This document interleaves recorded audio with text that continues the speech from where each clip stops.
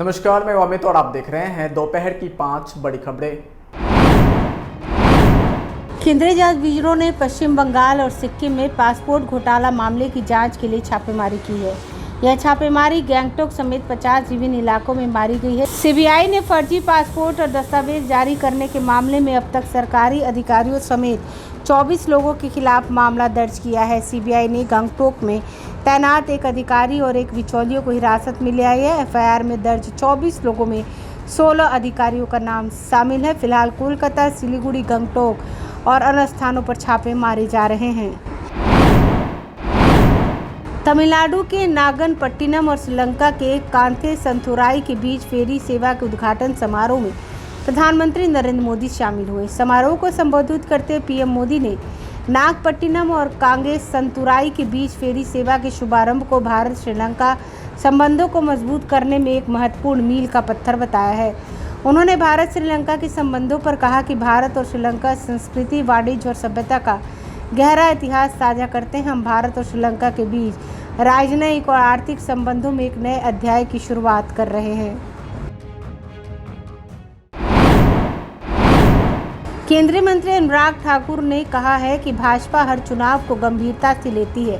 Party के लिए प्रत्येक विधानसभा और लोकसभा चुनाव महत्वपूर्ण है। पार्टी जीतने के लिए चुनाव लड़ती है। विधानसभा चुनाव में केंद्रीय मंत्रियों और सांसदों को प्रत्याशी बनाने के सवाल पर अनुराग ठाकुर ने यह बात कही। आगामी लोकसभा चुनाव की रणनीति तैयार करने की योजना के तहत महाराष्ट्र में भाजपा नेताओं के साथ एक बैठक की अध्यक्षता करने आए ठाकुर यहां मीडिया से बातचीत कर रहे थे। उन्होंने कहा, हर चुनाव लोगों की सेवा करने के लिए फिर से निर्वाचित होने का एक अवसर है।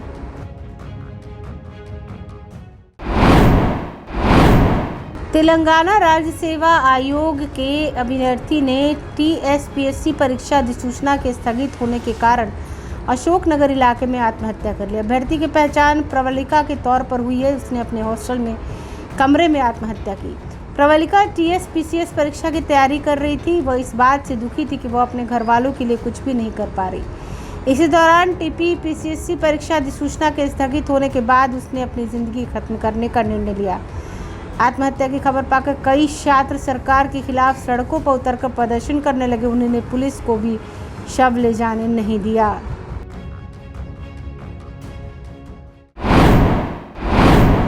इजराइल और हमास के बीच एक सप्ताह से जंग जारी है। युद्ध में अब तक करीब 3000 लोगों की मौत हो चुकी है।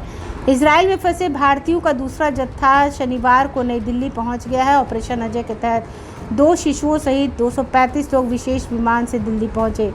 विदेश राज्य मंत्री रंजन सिंह ने हवाई अड्डे पर लोगों का स्वागत किया। बता दें, इजराइल और हमास के बीच पिछले एक सप्ताह से युद्ध जारी है, जिसमें अब तक करीब 3000 लोगों की मौत हो चुकी है। एक दिन पहले 212 भारतीयों का पहला जत्था नई दिल्ली पहुंचा था।